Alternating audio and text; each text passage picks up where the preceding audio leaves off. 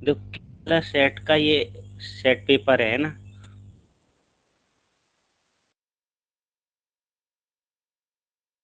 कर question number 51वां है। और इफेक्ट क्या है, वोहर इफेक्ट किसे कहते हैं या क्या है, तो यहाँ से क्वेश्चन पूछा गया है। तो एक्चुअल में मैं यहाँ बताता हूँ, वोहर इफेक्ट जो है ये रिलेटेड है effect of pH oxygen binding to haemoglobin. इसमें क्या होता है, इफेक्ट बताता है कि पीएच में कमी और कमी होने पर क्या हो जाता है, एसिडिक कंडीशन हो जाती है और CO2 की वृद्धि हीमोग्लोबिन ऑक्सीजन से को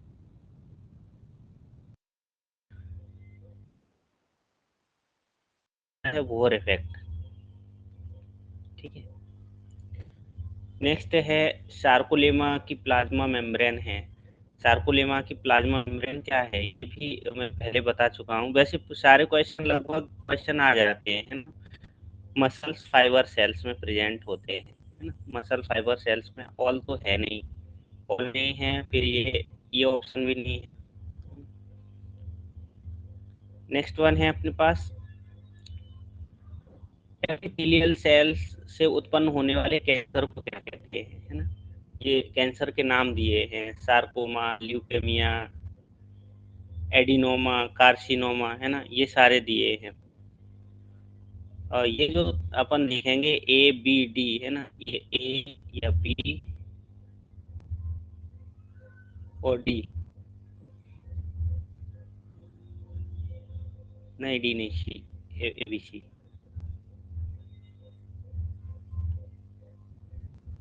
कार्सिनोमा, सॉरी, 1 मिनट।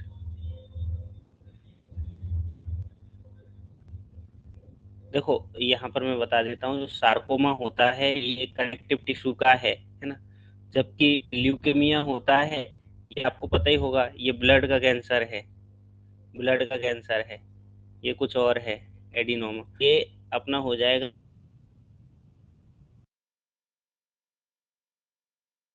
अपना, ये हो जाता है कार्सिनोमा, है ना, कार्सिनोमा इसका राइट ऑप्शन हो जाता है। और ये जो भी ऑर्गन्स होते हैं उनकी बाहरी परतों या जिसको अपन एपिथेलियम बोलते हैं, एपिथेलियल सेल्स, है ना, उनमें कैंसर उत्पन्न करता है। नेक्स्ट वन है, ऐतिहासिक रूप से एंटीबायोटिक्स रेसिस्टेंस के लिए पहला जेनेटिक मॉडिफाइड प्लांट कौन सा था, ये मैं पहले भी बता चुका हूँ, है ना। तो ये देखो, पोटैटो भी नहीं था, कॉर्न भी नहीं था, सोयाबीन भी नहीं था, अपने पास ये है ना। ये था फर्स्ट ट्रांसजेनिक प्लांट बोलेंगे जिसको, है ना, मॉडिफाइड। नेक्स्ट वन यहाँ दिया है, एक जीन को PVR322 प्लाज्मिड के साथ टेट्रासाइक्लिन आर लोकस में क्लोन किया गया था, फिर प्लाज्मिड को इकोलाई में वहां पर डाल दिया या ग्रो कराया गया, तो निम्न में से कौन से कथन ट्रू हैं, ऐसा पूछ रहा है, कौन से कथन हैं जो ट्रू हैं। तो यहाँ पर देखो इन्होंने क्या कहा, टेट्रासाइक्लिन लोकस क्लोन में किया गया था, फिर प्लाज्मिड को इकोलाई में, है ना, ग्रो कराया। तो E coli will grow in medium containing ampicillin but not tetracycline, सही बात है, टेट्रासाइक्लिन नहीं ग्रोथ करेंगे, एम्पिसिलिन कर जाएंगे। फिर बोल रहा है E coli will grow in medium containing tetracycline, अरे ये अभी तो मना किया है। They are colonised through tetracycline containing medium, tetracycline की बात तो अभी मना ही करा है ना, ये तो ग्रो ही नहीं होंगे। बचा अपने पास एक last, colonies that grow in ampicillin, ठीक है, एम्पिसिलिन में ग्रो होंगे जैसे अभी अपन ने बताया, but not tetracycline have insert gene, बिल्कुल सही है। तो अपना ऑप्शन कौन सा हो जाएगा, अपने ऑप्शन कौन सा आ जाएगा, 1 और 4, है ना, ये आ जाएगा। नेक्स्ट है 15 माइक्रोग्राम एमाइलेज मोलिकुलर वेट डेल डेल 150 किलो डाल्टन है, तो उत्पन्न करने के लिए स्टार्च पर कार्य करता है, यदि अधिकतम वेग पर एंजाइम ने प्रति मिनट ये दिया है 6.84 मिलीग्राम माल्टोज जारी किया, तो टर्नओवर नंबर क्या होंगे। टर्नओवर नंबर आपको याद रखना पड़ेगा, कोई मिनट है ना? तो ये याद रखना पड़ेगा। नेक्स्ट है, जमीन पर रहने किसी शिकारी को देखने के लिए अलार्म कॉल देने के लिए एक गिलहरी को क्या गार्ड या सेंटिनल के रूप में खड़ा करती है। तो सेंटिनल बोल रहे हैं कि जीवन को जोखिम में डाल देगी, फिर भी गिलहरी ऐसा करती है। इसे किसके आधार पर समझा गया? इन सब में से दिया है, ये कौन सा सिलेक्शन है ना? तो ये एक्चुअल में होता है किन सिलेक्शन, है ना? किन सिलेक्शन होता है जो अपने रिलेटिव्स रहते हैं उनको क्या करती है। ऐसी मधुमक्खियों के केस में भी होता है, जो श्रमिक मक्खियां हैं वो रानी मक्खी को बचाने के लिए भी वो अपनी पॉलिशन करने का पॉलिटिंग इंसेक्ट फूल देने वाले पौधे एक दूसरे पर निर्भर हैं। इन दोनों के विकास को किसके आधार पर समझा गया है? तो आपको पता ही है कि ये एक दूसरे पे डिपेंड है। जो पॉलिनेटिंग इंसेक्ट होते हैं और फूल दोनों, अगर पॉलिनेशन नहीं होगा तो नेक्स्ट जनरेशन भी नहीं। ये इंसेक्ट्स भी ये को एवोल्यूशन के उदाहरण हो जाते हैं, है ना? को एवोल्यूशन के उदाहरण हो जाते हैं। अगर एक एक नष्ट होगा तो दूसरा ऑटोमेटिक, है ना, नष्ट हो जाएगा। नेक्स्ट है, ओकाजाकी द्वारा डीएनए रेप्लिकेशन प्रयोग में, हालांकि उन्होंने इसके परिणामों की व्याख्या डीएनए के सेमी डिसकंटिन्यूस सिंथेसिस का समर्थन के लिए किया था, लेकिन इसकी व्याख्या पर आपत्तियां थी। कौन सी आपत्ति वैध थी जिसके लिए प्रयोग की आवश्यकता थी? वो बोल रहा है कि जो सेमी कंजर्वेटिव अपन वो पढ़ते हैं रेप्लिकेशन के लिए, पर उसमें कुछ चीज़ें ऐसी थी जिससे उनको ऐसा लग रहा था कि नहीं ये सही नहीं है, तो ये किसके लिए प्रयोग किया गया था, ऐसा है। तो यहाँ पर एक्चुअल में इसका आंसर तो था uridine incorporated in place of thymidine, ऐसा। तो उन्होंने कहा था कि ये तर्क दिया कि थाइमिडीन की जगह यूरिडीन के जुड़ने और फिर उसके हटने से डीएनए के टुकड़े बनते हैं, ना कि वे स्वाभाविक रूप से छोटे होते हैं, ऐसा उन्होंने पुष्टि की थी। तो रेप्लिकेशन के समय डिसकंटिन्यूस जो होता है अपन देखते हैं दो वो बनते हैं फॉर्म। एक कंटिन्यूस वाला होता है जो लीडिंग स्टैंड होता है, एक लैगिंग स्टैंड पे ऐसे करके बन जाता है, फिर ऐसे बन जाता है, फिर बाद में इनको मोलिकुलर ग्लू के द्वारा ये जुड़ जाते हैं ना, पॉलीमरेज एंजाइम के साथ। तो ये इन्होंने कहा था, ये जो इनका तर्क था या इसके लिए कि यूडिन इज इनकारपोरेटेड कैसे होता है in the place of thymidine के स्थान पे। तो इन्होंने इसके लिए ये आपत्ति दर्ज की थी, ठीक है। नेक्स्ट है, म्यूटेशन को परिभाषित करने के लिए निम्न में से कौन सा कथन गलत है या इनकरेक्ट है? तो म्यूटेशन के लिए, ये म्यूटेशन में और मे नॉट प्रोड्यूस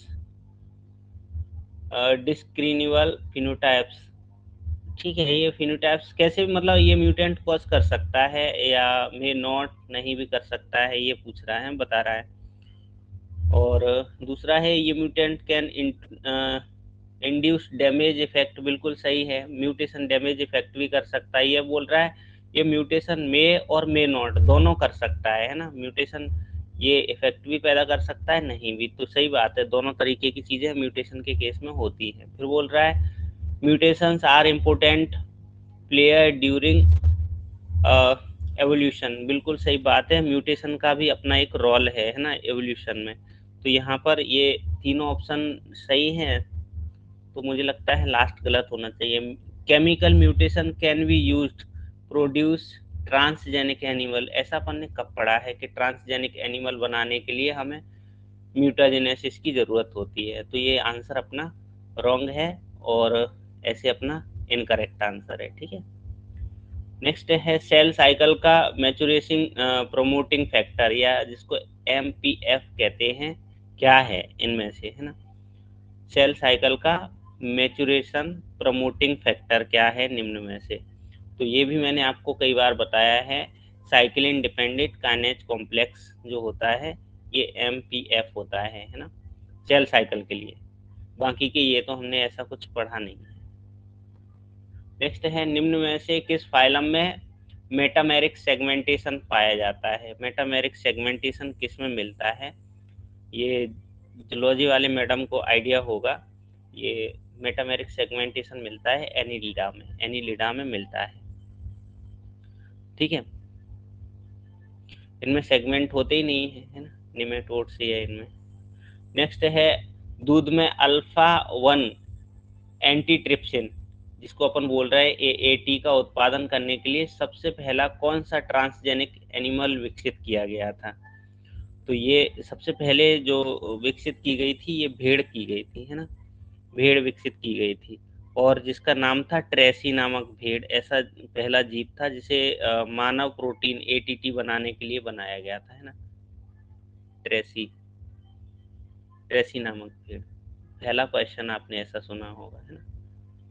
नेक्स्ट, ये भी मैं पढ़ा चुका हूँ। कीटों के वाहक कंकाल काइटिन का निर्माण किन कंपाउंड द्वारा होता है?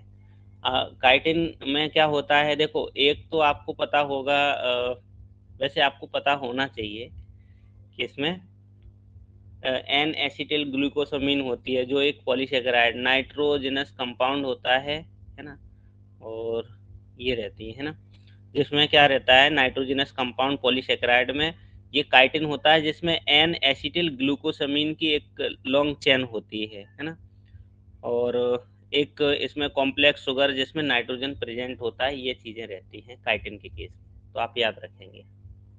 वो बोल रहा है पॉलीसेकेराइड चेन रिच सल्फर, नहीं ऐसा अपन ने कब पढ़ा है।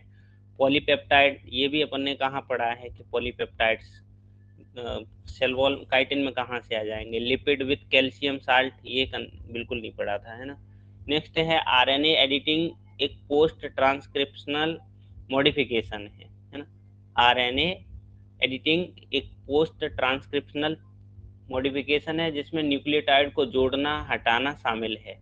इस प्रोसेस में कौन से मॉलिक्यूल्स मध्यस्थता करते हैं, ऐसा पूछ रहा है ना।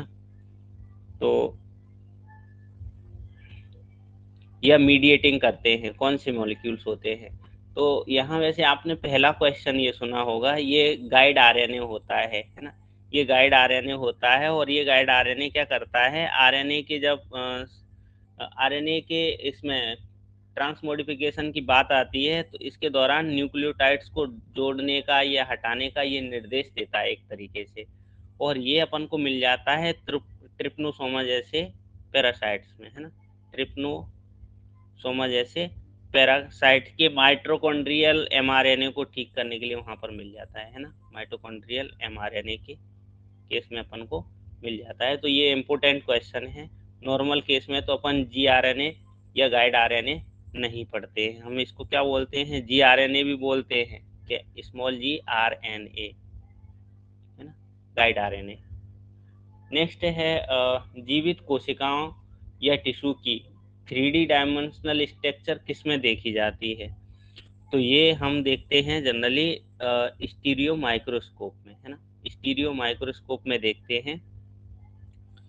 अगर हम फेज कंट्रास्ट माइक्रोस्कोप की बात करते हैं तो फेज कंट्रास्ट में हम जनरली ट्रांसपेरेंट और लिविंग जो रहते हैं जहाँ पर हम 2D स्ट्रक्चर देख पाते हैं। और अगर फ्लोरेसेंट माइक्रोस्कोप की बात करें तो ये इसमें क्या होता है, फ्लोरेसेंट डाई इस्तेमाल की जाती है ना, और इसमें भी 2D इमेज बनती है। साथ में ही अगर हम इसकी बात करते हैं तो कभी कभी इसका वो आंसर दे देते हैं गूगल पे या ऐसे, डिफरेंशिएशन इंटरफेरेंस कंट्रास्ट माइक्रोस्कोप, या जिसको DIC बोलते हैं, ये है ना, DIC। ये क्या करता है, ये शेडो बनाता है और 3D लाइक स्ट्रक्चर बनती है, रियल नहीं होती है ना, 3D लाइक स्ट्रक्चर बनती है जिसको हम स्यूडो 3D स्ट्रक्चर बोलते हैं, है ना। तो अपना आंसर ये भी नहीं होगा, है ना। तो लास्ट आंसर अपना ये हो जाता है। नेक्स्ट वन है, निम्न में से कौन सी मेटिंग सिस्टम नहीं है ना, मेटिंग सिस्टम नहीं है वो पूछ रहा है। आपको पता होगा ये पॉलीएंड्री भी मेटिंग सिस्टम से रिलेटेड है, पॉलीगायनी भी और पॉलीगैमी भी, जबकि सेक्सुअल सिलेक्शन ये नेचुरल सिलेक्शन से रिलेटेड है ना, जहाँ पर अपन वो पढ़ते हैं, पर ये तीनों नहीं है ना। एवोल्यूशन के केस में अपन सेक्सुअल सिलेक्शन पढ़ते हैं।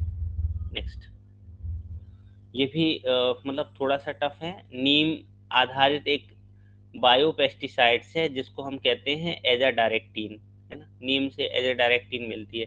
कीट के किस मेटाबॉलिज्म को क्या करता है, रोकता है या इसको बंद करता है?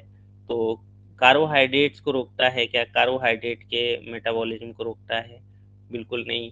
कोलेस्ट्रॉल के भी नहीं, है ना, एस्ट्रोजन को भी नहीं। ये रोकता है एकोडाइसोन को, है ना, एकोडाइसोन। ये क्या होता है, ये कीटों के मोल्टिंग यानी पुरानी जो स्किन है उसको छोड़ने में, और अगर वो मोल्टिंग करते हैं तो उस जो हार्मोन्स को क्या कर देता है, उस हार्मोन्स को मतलब उस हार्मोन्स को रोक देता है एक तरीके से, जिससे वो जो इंसेक्ट्स हैं वो एडल्ट नहीं बन पाते हैं, है ना, वयस्क नहीं हो पाते हैं, लार्वा के लार्वा स्टेज में बने रह जाते हैं। नेक्स्ट, एक सेल्स के भीतर स्पेसिफिक एमआरएनएज के डिस्ट्रीब्यूशन का पता लगाने के लिए किस मेथड का इस्तेमाल किया जाता है ना? तो एमआरएनए, किसी सेल्स के अंदर विशेष एमआरएनए की स्ट्रक्चर का या विशेष एमआरएनए के डिस्ट्रीब्यूशन का पता लगा रहे हैं, तो इसमें जनरली इन सीटू हाइब्रिडाइजेशन का इस्तेमाल किया जाता है ना। आरएनएज ऐसे और नदन नहीं है, साइड मैपिंग भी नहीं है, ये एक भी नहीं है ना, एसीडी। तो यहाँ पर ये चीज़ें अपनी हो जाती हैं। इन सीटू हाइब्रिडाइजेशन में होता क्या है, यहाँ पर ये ऐसी टेक्निक्स है जिसके लिए, जिसमें हम क्या करते हैं, कोशिका के भीतर एमआरएनए की जो इसकी पोजीशन है इसको डाई करके हम मतलब एक तरीके से डाई करके इसको देखते हैं, है ना, और पता लगाते हैं। नेक्स्ट है, यदि जानवरों द्वारा पेड़ की छाल रगड़कर हटा दी जाए, है ना, और जाइलम खुल जाए, तो पेड़, आपको पता ही है क्या होगा, डाई क्विकली एकदम मर जाएगा क्या? The because leaf deprive of food and water, ये पूछ रहा है die quickly because fungi enter. देखो फंजाई से तो इसका कोई कनेक्शन है नहीं। Continues to grow, because continues grow भी नहीं होगा, है ना। It does not effect of the, बिल्कुल इफेक्ट होगा, मतलब अपना यही है ना, क्योंकि उसको प्रॉपर जो पत्तियों द्वारा फूड बन रहा होगा वो स्टेम के रूट तक नहीं पहुंच पाएगा, है ना, और रूट से जो भी चीजें पहुंच रही होंगी वो भी नहीं पहुंच पाएंगी, तो ये क्विकली क्या हो जाएगा, डाई हो जाएगा। नेक्स्ट है, स्टेरॉयड हार्मोन्स द्वारा सिग्नल ट्रांसडक्शन की प्रोसेस एमाइन और पेप्टाइड हार्मोन से भिन्न होती है, क्यों होती है भिन्न, ऐसा पूछ रहा है। तो ये भिन्न होती है, steroids use small water soluble secondary messenger, नहीं, ये वाटर में घुलनशील वाहकों के उपयोग के रूप में नहीं करते हैं, ये सीधे रहते हैं, जी प्रोटीन के माध्यम से कार्य करते हैं, है ना। बोले stereo hormone directly without receptor, नहीं, अभी तो बताया। नेक्स्ट है, दे बाइंड साइटोप्लाज्मिक और nuclear receptor and effect gene expression, बिल्कुल सही है। ये क्या करते हैं, साइटोप्लाज्म और न्यूक्लियर रिसेप्टर होते, ये हार्मोन क्या करते हैं, वसा में घुलनशील होते हैं, पहली बात तो, है ना। स्टेरॉयड हार्मोन्स क्या होते हैं, फिट सॉल्युबल होते हैं, इसलिए ये क्या करते हैं, सेल मेम्ब्रेन को इजीली से पार कर सकते हैं, और साइटोप्लाज्म या जो न्यूक्लियस है इसमें रिसेप्टर से जुड़ जाते हैं और जीन एक्सप्रेशन को क्या करते हैं, इफेक्ट करते हैं। तो ये चीजें आ जाएंगी। नेक्स्ट वन है, निम्न में से कौन सी विशेषता ग्रास से रिलेटेड नहीं है ना, ग्रास से रिलेटेड नहीं है। देखो आपको पता होगा एल्यूरोन पोएसी फैमिली का या ग्रास फैमिली से रिलेटेड है ना। अगर हम बोल रहे हैं स्क्यूटेलम, तो इसमें स्क्यूटेलम भी बनता है थ्री, है ना। और सेलुलर एंडोस्पर्म बिल्कुल सही है, मोनोकॉट में ज़्यादातर एंडोस्पर्म मिल जाता है। Three three celled pollen.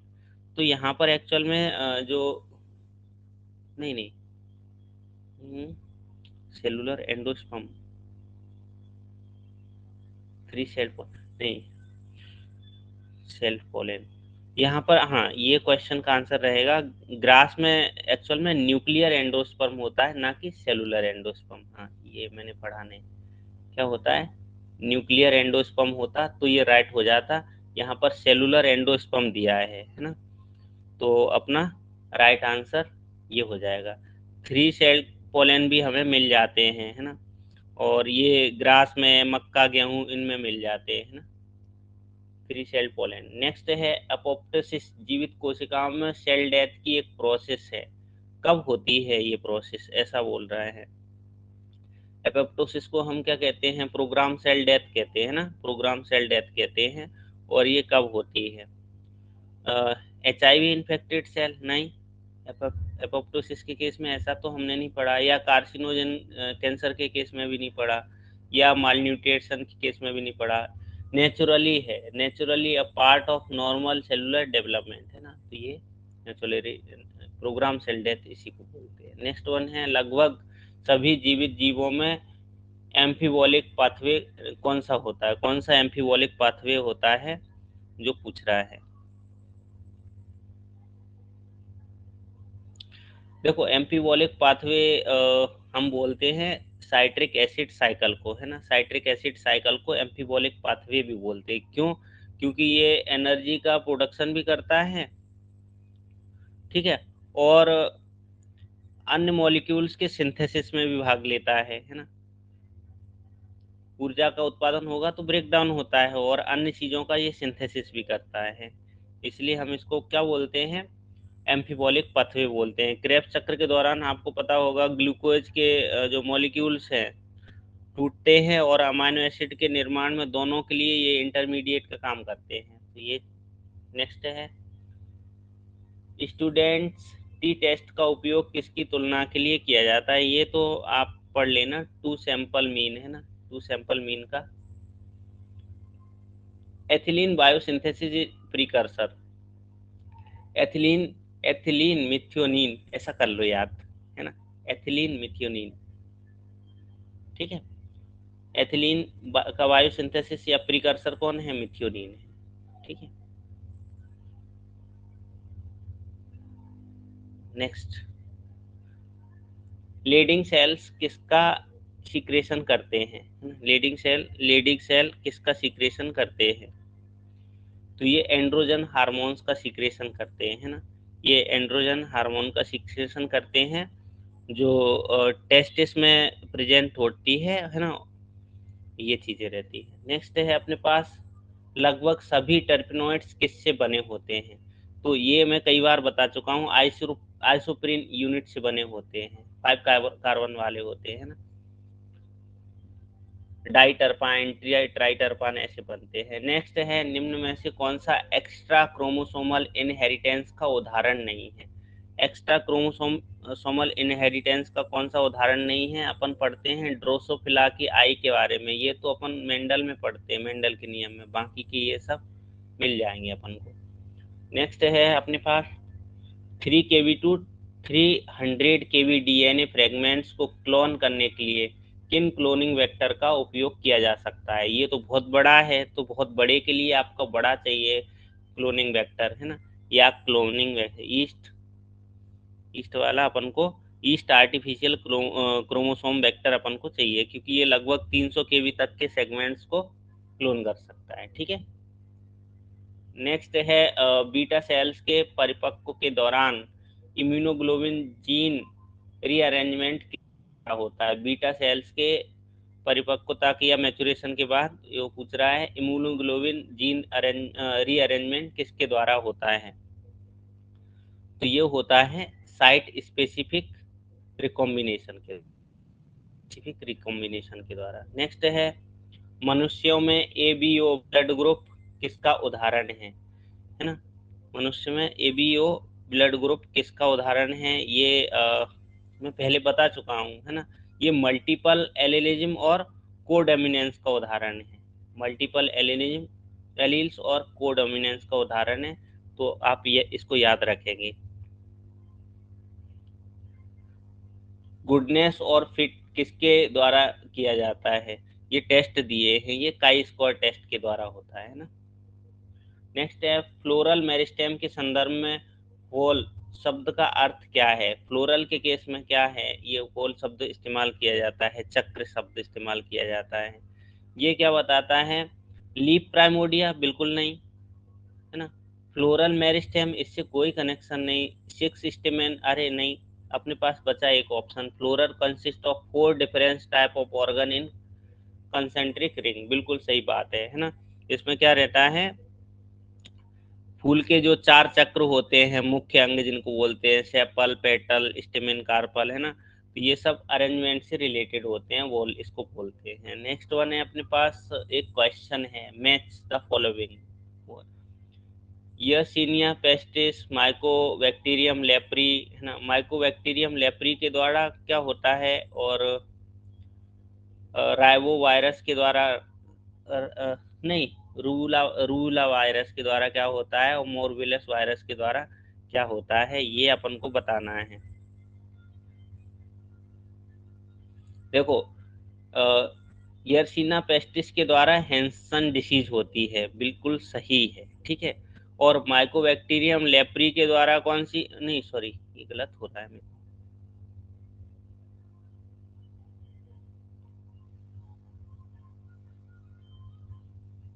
1 minute, नहीं नहीं, ये गलत हो गया। का फर्स्ट हाँ हाँ हाँ, गलत हो रहा है। ये माइकोबैक्टीरियम लेप्री के द्वारा होता है, ये ऐसा है। नहीं, ऐसा नहीं है, हैंसन डिसीज होती है माइकोबैक्टीरियम लेप्री का होने वाला। हाँ, इसको हैंसन डिसीज ही बोलते हैं, पर नहीं, माइकोबैक्टीरियम नहीं नहीं, गलत हो रहा है मैडम। 1 मिनट। ये फर्स्ट का एसिनिया पेस्टिस से ब्लैक प्लेग होता है, अपन को पता है, ठीक है। और माइकोबैक्टीरियम लेप्री के द्वारा ये ऐसा है, ठीक है। और जो रूबुला वायरस है, रूबुला वायरस किससे रिलेटेड है आपको पता होगा, ये मम्स से रिलेटेड है। बचा मोरबिली वायरस, ये मीजल से है। थोड़ा टफ था पर ठीक है, अब देखते हैं। फर्स्ट का 4 किसी में हो रहा नहीं, एक से ही मैच हो गया। नेक्स्ट है, एक इकोसिस्टम के कामकाज के लिए निम्न में से क्या अत्यंत आवश्यक होता है? इकोसिस्टम में क्या जरूरी होता है? देखो, प्रोड्यूसर, डिकम्पोजर, ये भी जरूरी। वैसे देखा जाए तो कार्निवोरस नहीं भी होंगे तो भी चलेंगे, हार्बीवोरस, प्रोड्यूसर डिकम्पोजर, वो पूछ रहा है। तो यहाँ ये बताएं कि इकोसिस्टम के लिए ये 2 चीजें भी होगी तो भी चल जाएगा, प्रोड्यूसर हो और डिकम्पोजर, तो भी चल जाएगा, है ना।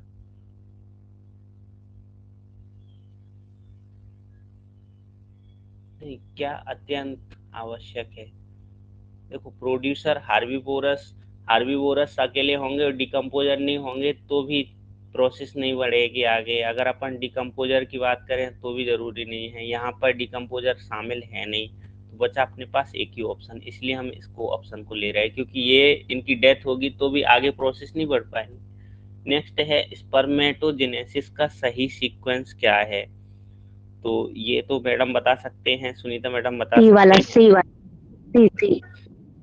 ही नहीं है, स्पर्मेटोगोनिया बनेगा पहले, अरे फिर बाप रे। स्पर्मेटोसाइट्स बनेगा, फिर फिर स्पर्मेटिड्स जो बनेगा, फिर स्पर्मेटोसाइट। स्पर्मेटोजोआ। आप देखना अच्छा, पहले ये राइट गोनिया। है ना। हाँ सर, यही सही है ना, गोनिया पहले आएगा ना। स्पर्मेटोगोनिया, स्पर्मेटोसाइट्स, स्पर्मेटिड्स और स्पर्मेटोजोआ। पौधों में प्लाज्मोडेस्मेटा, पशु कोशिकाएं मतलब एनिमल सेल्स की किस संरचना के समान होता है?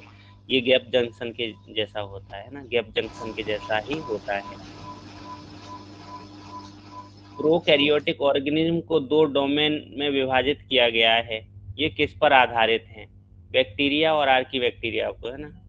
तो देखो, वैसे तो यहाँ आंसर दिया है कि केवल डिफरेंशिएशन ऑफ सेल कंपोजिशन और डिफरेंस इन सेल मेम्ब्रेन, लेकिन यहाँ ये भी है, वैसे तो प्रोकैरियोटिक में क्या होते हैं, इंट्रॉन्स नहीं होते हैं, लेकिन आर्की बैक्टीरिया में इंट्रॉन्स प्रेजेंट होते हैं। तो कहीं कहीं इनके दो ही आंसर दिए हैं, लेकिन आज के टाइम में कई सारी बुक में ये तीसरा आंसर भी शामिल किया है, क्योंकि ये भी होता है, तो इनके आधार पर हो जाएगा। तो अपना आंसर भी ये हो जाएगा 1 2 3, लेकिन कहीं दो ही दिए हैं, तो इस पर तो क्लेम भी कर सकते हैं, तो भी अपन को मिल जाएगा इसका राइट आंसर।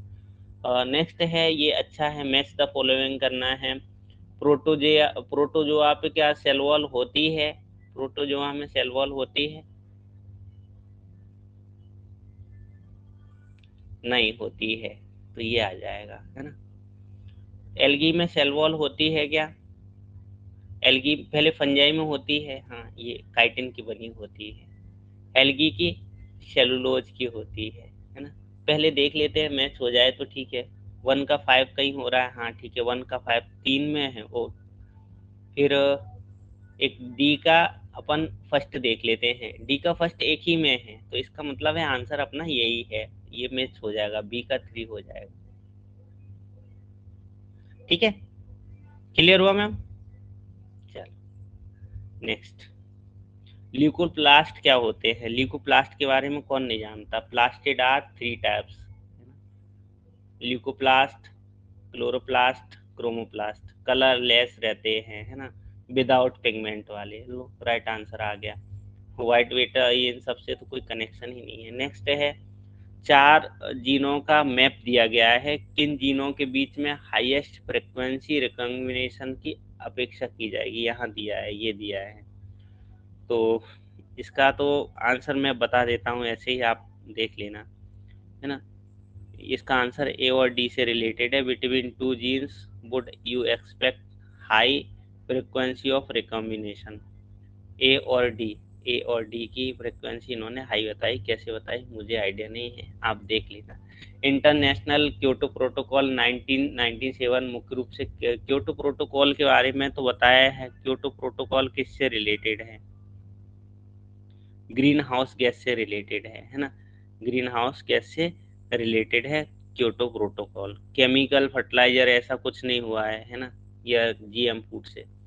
नेक्स्ट है, नेक्स्ट फिर है, एक और क्वेश्चन है, बैक्टीरिया की डिसीज कौन सी है और वायरस की डिसीज कौन सी है? देखो, कॉलेरा अपन को पता है प्रोटोजोआ से होता है ना, और foot and mouth disease virus की है, और लीशमानिया, वैसे कोलेरा भी प्रोटोजोआ से, लीशमानिया है प्रोटोजोआ नहीं।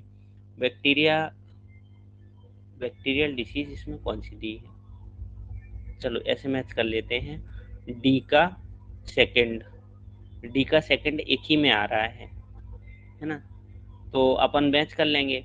1 का 5 आ जाएगा यहाँ पर फंजाई के लिए, राइस ब्लास्ट। फिर सेकंड का 4, ये हो जाएगा बैक्टीरिया अल्जामा डिसीज। बाप रे, मेरे को तो नहीं पता था, बैक्टीरिया है ना, प्रोटोजोआ ये हो ही जाएगा। और बाकी के अपने लिस्मानिया डोनवानी से होता है ना, ये नहीं है। नेक्स्ट, नेक्स्ट फिर है एक, मैच द फॉलोइंग, वो पूछ रहा है ये अपन को मैच करना है। नैनोज कहाँ होते हैं, बाइकॉइड, ये सारी चीज़ें अपन को बतानी है। तो मैं आपको बता दें, नैनोज जो होती है पोस्टीरियर स्ट्रक्चर है ना, और बाइकॉइड एंटीरियर स्ट्रक्चर है। क्रूपेल ये गैप जीन है ना, और इनरेल्ड है वो सेगमेंट पोलैरिटी बताता है। तो यहाँ पर अपन को बताना है, तो यहाँ पर ए का ऑप्शन जो है पोस्टीरियर मैंने आपको बताया था, ठीक है। बी का बाइकॉइड एंटीरियर है, तो एंटीरियर कहाँ है, यहाँ कौन सा मैच हो रहा है? ए का 4, ए का 4, और कहीं है क्या ए का 4? आंसर ही आ गया है ना। 2 का फिर 2 हो जाएगा, 3 का 1 हो जाएगा, और ये आप मैच कर लेना और पढ़ लेना अच्छे से, क्योंकि ये क्वेश्चन आ सकते हैं। नेक्स्ट है, निम्न में से कौन सा म्यूटाजेनिक एजेंट डीएनए में थाइमिडीन डाइमर का कारण बनता है? थाइमिडीन, थाइमिडीन डाइमर एक्चुअल में यूवी रेडिएशन से रिलेटेड है ना, यूवी रेडिएशन से रिलेटेड है।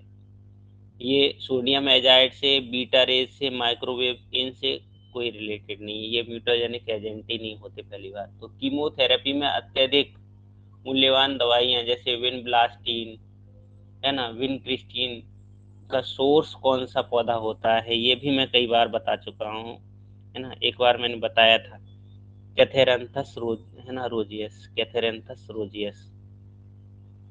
ल्यूकेमिया के मेडिसिन में इसका इस्तेमाल किया जाता है। नेक्स्ट वन, ये भी मैंने बताया, निम्न में से सेल साइकिल का एक सीधा चक्र बताओ। जीवन, जीवन ऐसे आता है, जीवन एस, G2 M। तो M तो यहाँ दिया नहीं है, G0 दिया है एक्चुअल में, है ना। तो G0 से शुरू करेंगे, G0, G1 S, G2, है ना।